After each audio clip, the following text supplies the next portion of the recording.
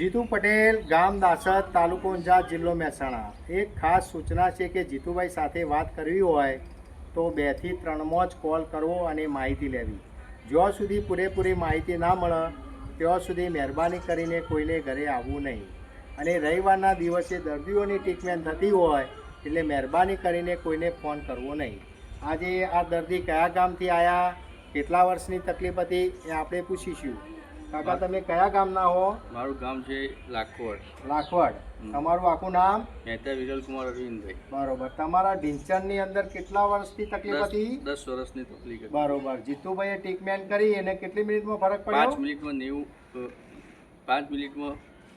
90% ફરક પડી ગયો. 5 મિનિટમાં 90% ભાઈને ફરક પડ્યો. બંને ઢીંચણની અંદર ઘસારાની તકલીફ હતી 10 વર્ષથી અને કમરમાં પણ દુખાતું હતું.